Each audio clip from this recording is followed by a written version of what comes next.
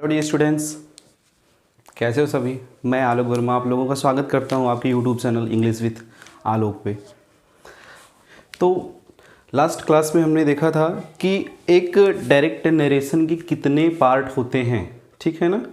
एक बार मैं आपको फिर से बता देता हूं कि डायरेक्ट नरेशन में कितने पार्ट होते हैं। क्लास बहुत अच्छी होने वाली है और आज का मैं टॉपिक बता दूं, आज हम पढ़ने वाले हैं चेंज ऑफ पर्सन्स। आज हम चेंज ऑफ पर्सन्स पढ़ने वाले हैं और ये बहुत ही इम्पॉर्टेंट होता है। बच्चों को थोड़ा मुश्किल होता है समझना, और गारंटी मैं आपको देता हूँ बहुत आसान तरीके से आपको मैं समझा दूँगा। बस क्लास पूरा अटेंड करिएगा और आखिर तक बने रहिएगा, ठीक है। और मैं आपको एक बार फिर से जो लास्ट क्लास मैंने आपको दिया था नरेशन का, उसके बारे में थोड़ा सा बता दूँ, ठीक है। तो मैंने नरेशन में बताया था कि जो एक डायरेक्ट नरेशन होता है उसके अंदर कुल कितने पार्ट होते हैं, ठीक। उसको मैं एक बार फिर से बता देता हूँ। तो ये जो आपका ही दिख रहा है, ये आपका क्या है, सब्जेक्ट है, ठीक है। ये आपका सब्जेक्ट है और इसको ही रिपोर्टर माना जाता है, ठीक है। और इसके बाद सेड जो दिख रहा है ये आपकी वर्ब है और इसको रिपोर्टिंग वर्ब माना जाता है। और उसके बाद जो मी दिख रहा है ये ऑब्जेक्ट है, ओके। तो अब ये जो कॉमा दिख रहा है, कॉमा के इस तरफ के पूरे भाग को हम रिपोर्टिंग स्पीच मानते हैं, यानी कि रिपोर्टिंग वर्ब मानते हैं, ठीक। आप रिपोर्टिंग स्पीच बोल सकते हो और रिपोर्टिंग वर्ब भी बोल सकते हो। उसके बाद आती है बात कॉमा, इन्वर्टेड कॉमा के बाद वाले शब्दों वाक्यों की, ठीक। अब ये पूरा का पूरा जो दिख रहा है 6699 से बंद हुआ सेंटेंस है, इसको बोलते हैं रिपोर्टेड स्पीच, ओके। इसको क्या बोलते हैं, रिपोर्टेड स्पीच बोलते हैं। और इस स्पीच के अंदर जो वर्ब दिख रही है ये है एम, ठीक है ना। ये स्थिति बता रही है कि ये जो मैं है कैसा है, बिजी है, ठीक है ना। आई एम बिजी की मैं क्या हूँ, व्यस्त हूँ, ठीक। तो आपको मालूम चल गया ना कि कॉमा के इस तरफ के पूरे भाग को आप बोलेंगे रिपोर्टिंग स्पीच, यानी कि रिपोर्टिंग वर्ब। और यही आपकी रिपोर्टिंग वर्ब है, ये ऑब्जेक्ट है और ये आपका रिपोर्टर है, ठीक। और ये आपका रिपोर्टेड स्पीच है, ओके। और अब मैं आपको बताने वाला हूँ कि हम जो पर्सन्स आपको दिखते हैं, जो पर्सन्स दिख रहे हैं, जैसे कि आई हुआ, यू हुआ, माय हुआ, यहाँ पर भी यू है और यहाँ पे भी सी है, ठीक है ना। इनमें हम चेंजेस कैसे करते हैं, ठीक है ना, हम कैसे बदल देते हैं। तो पहले मैं आपको एक डायरेक्ट से इनडायरेक्ट में बदल के दिखाता हूँ। लिखा है ही सेड टू मी, इसको हम चेंज करेंगे ही टोल्ड मी दैट। आई बदलेगा ही से, अभी सब मैं बताऊंगा कैसे बदल रहा है। आई बदलेगा ही से तो यहाँ पे ही हो जाएगा और एम वाज में और यहाँ पे बिजी, ठीक है ना। आपका ये इनडायरेक्ट तैयार हो गया। डायरेक्ट से इनडायरेक्ट में ये वाक्य पूरे तरीके से तैयार है। और मैं आपको अब बताऊंगा कि इसमें चेंजेस कैसे हुए हैं। सबसे पहले आप देखो SON दिख रहा है, ये एक फॉर्मूला है पर्सन्स को चेंज करने का, ठीक है ना। ये पर्सन्स को चेंज करने का फॉर्मूला है। और S4 होता है सब्जेक्ट, O4 होता है ऑब्जेक्ट और N का मतलब होता है नो चेंज, ठीक। अब सब्जेक्ट ये जो आपका 1 दिख रहा है, ठीक। सब्जेक्ट जो दिख रहा है, जो रिपोर्टेड स्पीच के अंदर जो भी पर्सन्स आए, यदि आई है बी है, यानी कि क्या होना चाहिए, वो फर्स्ट पर्सन हो, तो किससे बदलेगा, रिपोर्टिंग स्पीच के सब्जेक्ट से बदलेगा। मतलब कि इस तरफ के सब्जेक्ट से बदलेगा। ये जो आई दिख रहा है, बी दिख रहा है, जो फर्स्ट पर्सन होगा वो किससे बदलेगा, रिपोर्टिंग स्पीच के यानी रिपोर्टिंग वर्ब के सब्जेक्ट से बदलेगा। यदि रिपोर्टेड स्पीच के अंदर सेकेंड पर्सन का प्रोनाउन यू आता है तो आप उसको क्या करोगे, रिपोर्टिंग वर्ब के ऑब्जेक्ट से बदलोगे, ठीक है ना। जैसे कि यू दिख जाए आप क्या करोगे, यानी ये सब्जेक्ट है ये ऑब्जेक्ट है तो किससे बदलोगे, ऑब्जेक्ट से बदलोगे, ठीक। यदि आपको रिपोर्टेड स्पीच के अंदर क्या दिख जाए, थर्ड पर्सन दिख जाए। थर्ड पर्सन का मतलब होता है ही, सी, इट एंड दे, ठीक है ना। ये दिख जाए तो आप क्या करोगे, इसमें कोई परिवर्तन नहीं करोगे, ये क्या रहता है, नो चेंज, जैसे कि आपको इसमें देखने को मिल रहा है, ठीक है ना। तो हम अब देखो बदलने वाले हैं, कैसे बदलते हैं। एक बार मैं इनकी केसेस बता दूं। जो फर्स्ट पर्सन के प्रोनाउन आई और वी हैं, आई नॉमिनेटिव केस है, ठीक है। इसका मैं चार्ट आगे बनवा दूंगा, लेकिन एक बार बता रहा हूँ, आई नॉमिनेटिव केस है, मी ऑब्जेक्टिव केस है और माई और माइन पॉजेसिव केस है, ठीक है ना। अब इसके बाद यू नॉमिनेटिव केस, इसका ऑब्जेक्टिव केस भी यू होता है और इसका पॉजेसिव केस योर और योर्स होता है, ओके। उसके बाद अगर बात करें थर्ड पर्सन की, तो ही का आपको पता ही होगा, ही नॉमिनेटिव केस है, हिम ऑब्जेक्टिव केस है और उसके बाद हिज और हिज इसका पॉजेसिव केस है। इसी तरह सी की बात करें तो सी नॉमिनेटिव केस है, हर इसका ऑब्जेक्टिव केस है, हर और हर्स इसका पॉजेसिव केस है। ओके, और बात करते हैं इट की, तो इट और इट इसका नॉमिनेटिव और ऑब्जेक्टिव केस, इसका इट्स पॉजेसिव केस है, ठीक है ना। उसके बाद बात करते हैं दे की, तो दे इसका नॉमिनेटिव केस है और इसका देम होता है ऑब्जेक्टिव केस, और दियर और दियर्स इसका पॉजेसिव केस है। ओके, समझ में आ गया होगा, ठीक है ना। तब हम आपको चेंज करना बताते हैं कि आप इसको कैसे बदलोगे, ठीक है ना। तो यहाँ पे आई से क्या बदला है, बताया गया आपको कि यदि रिपोर्टेड स्पीच के अंदर कौन सा पर्सन हो, फर्स्ट पर्सन हो, तो किससे बदलेगा, सब्जेक्ट से बदलेगा। किसके सब्जेक्ट से बदलेगा, रिपोर्टिंग वर्ब के सब्जेक्ट से बदलेगा, ठीक है ना। तो यहाँ पे क्या लिखा है, आई लिखा है, यहाँ पे क्या लिखा है, ही लिखा है, ठीक है ना। अब आई का यहाँ पे ही क्यों लिखा गया, ठीक है ना, अब ये आपको बताने वाले हैं, ठीक है ना। जो पर्सन जिस केस में होगा, ठीक है ना, जो भी पर्सन इसके अंदर रिपोर्टेड स्पीच के अंदर जो भी पर्सन जिस केस में होगा उसका नंबर, ठीक है, उसका नंबर और केस नहीं बदलेगा, ठीक है ना, उसका नंबर और केस नहीं बदलेगा। अब आई क्या है, आई का नंबर क्या है, सिंगुलर है, ठीक है ना, आई क्या है, सिंगुलर है। अगर अब ये ही को बदलेगा तो ही को भी सिंगुलर में ही बदलेगा, ठीक है ना। अगर ही को वो बदलेगा तो ही को सिंगुलर में बदलेगा, तो ही भी क्या है, सिंगुलर है, ठीक है ना। इतना चीज़ आपको मालूम चल गया। उसके बाद बात आई केस की, तो रिपोर्टेड स्पीच के अंदर का पर्सन जिस केस में रहेगा, यदि ये नॉमिनेटिव केस में है तो ही भी नॉमिनेटिव केस में आना चाहिए, ठीक है ना। मतलब कि आई अब जा रहा है ही के पास अपने घर में ले आने, ठीक है। अब आई का केस क्या है, नॉमिनेटिव है। आई का केस क्या है, नॉमिनेटिव है। ये सशर्त ही को अपने घर में लेकर आएगा कि भैया आप हमारे घर में चलिए और मेरे केस में ही बनकर चलिए। मतलब मैं नॉमिनेटिव केस में हूँ और आपको भी नॉमिनेटिव केस में बन के आना पड़ेगा। तो ही भी बिल्कुल पूरी तरह तैयार है, आ गया किस केस में, नॉमिनेटिव केस में आ गया। और देखो यहाँ पे आई का नंबर क्या था, सिंगुलर था, और ही भी सिंगुलर में बदल गया, यहाँ पे ही लिखा गया, और ही भी नॉमिनेटिव केस में है, आई भी नॉमिनेटिव केस में है, तो ही को यहाँ पे ही में बदल दिया गया, ठीक है ना। तो ये पहला वाक्य रहा। अब हम दूसरे वाक्य की तरफ बढ़ते हैं, ठीक है ना। क्या लिखा है, श्याम से टू राम, श्याम को बदलते हैं, श्याम टोल्ड राम दैट। अब देखो यहाँ पे बात आई यू की। अब यू कौन सा पर्सन दिख रहा है, यू कौन सा पर्सन है, सेकंड पर्सन है।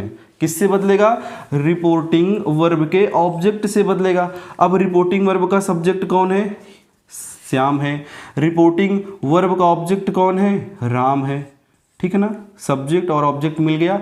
अब यू दिख रहा है आपको, ठीक है ना। यू क्या है, ये नॉमिनेटिव केस में है लेकिन पर्सन इसका क्या है, सेकंड है, तो बदलेगा किससे, ऑब्जेक्ट से बदलेगा। किसके ऑब्जेक्ट से बदलेगा, रिपोर्टिंग वर्ब के ऑब्जेक्ट से बदलेगा। अब ये आएगा इसके पास, राम के पास। अब यू बोल रहा है राम चलिए मेरे घर में, मेरी तरह बन के चलिए। तो टर्म एंड कंडीशन यू की होती है, कहने का मतलब रिपोर्टेड स्पीच के अंदर जितने भी पर्सन्स होते हैं, रिपोर्टिंग वर्ब को के अंदर के अगर किसी को भी बदल के ला रहे हैं अपने घर में तो बिल्कुल अपने जैसा ही लेकर के आएंगे, ठीक। अब यहाँ पे देखिए यू, यू कौन सा पर्सन, सेकंड पर्सन। कौन सी केस, नॉमिनेटिव केस। किससे बदलेगा, ऑब्जेक्ट से। लेकिन राम क्या है, राम क्या है, किसी का नाम है, ठीक है ना।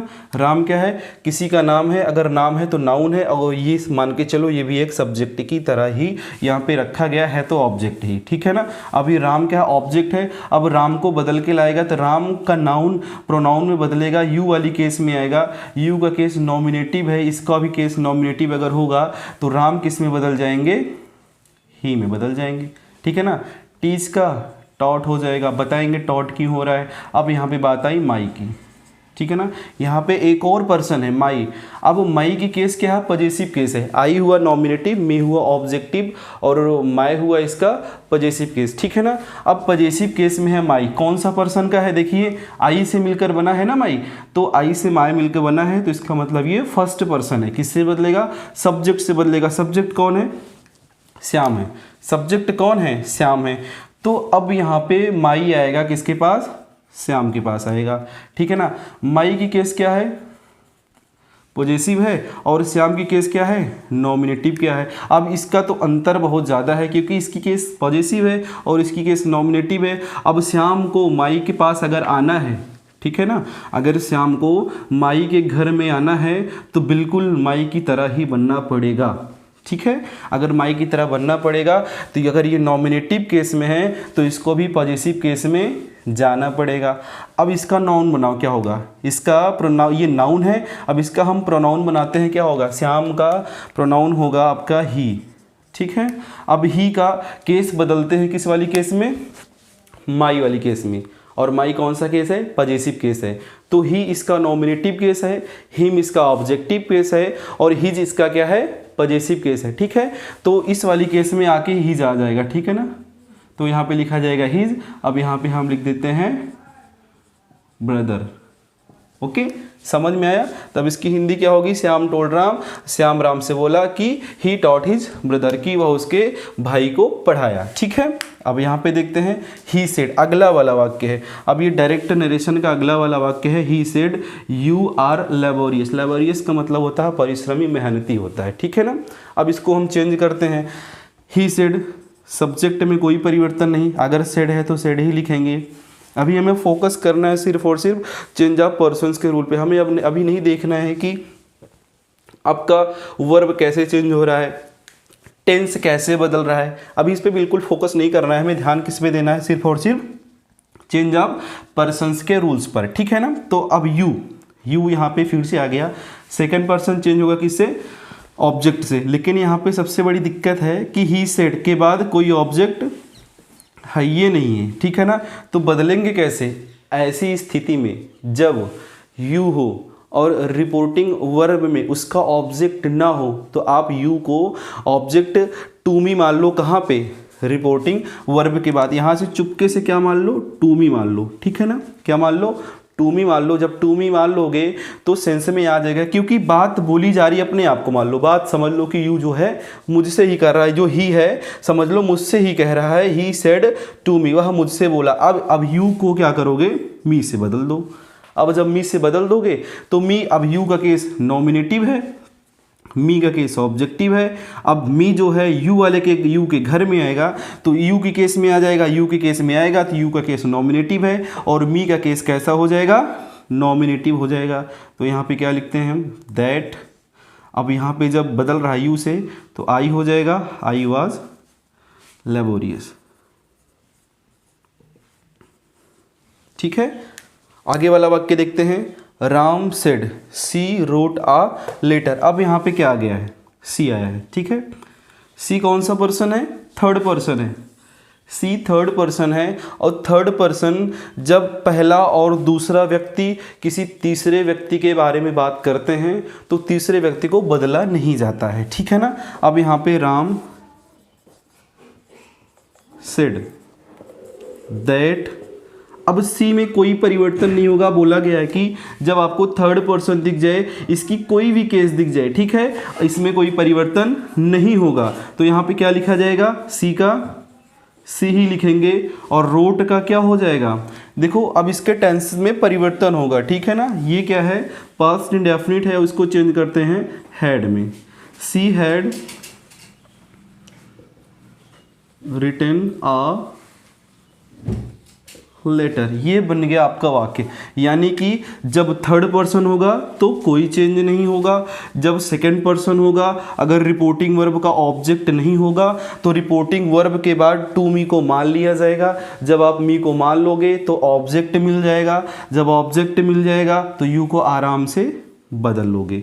मी जब मिला, जिसको आपने किस में बदला था, आई में बदल लिया था। और इसके बाद इस वाले वाक्य में क्या हुआ, श्याम से टू राम, यहाँ पे यू आया, दो पर्सन आपको दिखे, एक यू दिखा एक माई दिखा, यानी कि यू कहाँ से आया, यू सेकंड पर्सन का आया और माई फर्स्ट पर्सन से आया। यू नॉमिनेटिव केस का है, माई पॉजेसिव केस का है। यू जिस केस में है उसी केस में सब्जेक्ट यानी कि जो ऑब्जेक्ट है इसको बदलेगा भी। अब राम को इसकी केस में लाया गया तो राम का हम क्या बनाएंगे, प्रोनाउन बनाएंगे। प्रोनाउन बनाने के बाद क्या हुआ, ही में चेंज हुआ, ठीक है ना। उसके बाद माई कौन सी केस है, पॉजेसिव केस है। माई फर्स्ट पर्सन है, चेंज होगा रिपोर्टिंग वर्ब के सब्जेक्ट से चेंज होता ही है फर्स्ट पर्सन।